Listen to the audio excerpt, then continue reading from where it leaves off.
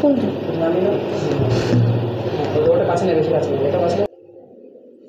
আসসালামু আলাইকুম ওয়া রাহমাতুল্লাহি ওয়া বারাকাতুহু। আলহামদুলিল্লাহিল্লাযী হাজ্জানা মিন দারিল গুরুর ওয়া আমারা বিবিররিল ওয়ালিদাইনি ওয়া হাজ্জারা ওয়া নাহা আনিল উকুক। আম্মা বা'দ, ফাউযু বিল্লাহি মিনাশ শাইতানির রাজীম। বিসমিল্লাহির রহমানির রহিম।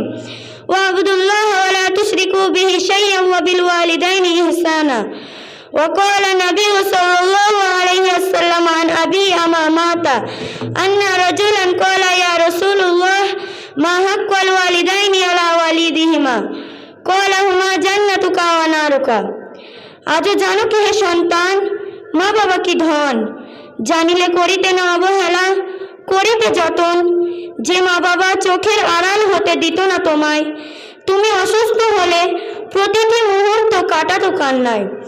সম্মানিত উপস্থিতি, আমি আপনাদের সামনে যে বিষয়টি নিয়ে আলোচনা করব সেটি হচ্ছে পিতামাতার মর্যাদা।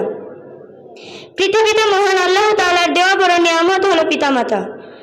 আর পিতামাতার কারণে একটি সন্তান দুনিয়ার আলো দেখতে পারে।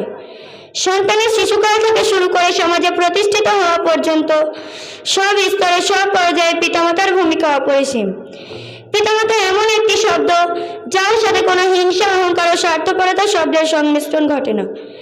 পিতামাতা শব্দের সঙ্গে শুধু ভালোবাসা, মায়া, মমতা, আত্মত্যাগ এসব কিছু বিসর্জন দেওয়ার মতো মান মানসিকতা সম্পন্ন শব্দেরই সংমিশ্রণ ঘটতে পারে। ইসলামে পিতামাতার অধিকার ও তাদের মর্যাদা কতটুকু তা বোঝানোর জন্য সূরা নিসার 36 নম্বর আয়াতটি যথেষ্ট, যাতে আল্লাহ সুবহানাহু ওয়া তাআলা বলেন, ওয়া'বুদুল্লাহা ওয়া লা তুশরিকু বিহি শাইয়্যান ওয়া বিল ওয়ালিদাইনি ইহসানা। তোমরা আল্লাহর উপাসনা করো এবং কোনো কিছুকে তার অংশী করো না, এবং পিতামাতার সাথে সৎ ব্যবহার করো। তাদের মধ্যে কেউ অথবা উভয়ে যদি তোমার জীবদ্দশায় পার্থক্য উপনীত হয় তবে তাদেরকে শব্দটিও বলো না এবং তাদেরকে ধমক দিও না। তাই পরিশেষে দোয়া করি আল্লাহ তাআলা যেন আমাদের পিতামাতার সাথে সৎ ব্যবহারের নির্দেশ দেয়। তাই সকলে বলে আল্লাহুম্মা আমিন। আসসালামু আলাইকুম ওয়া রাহমাতুল্লাহি।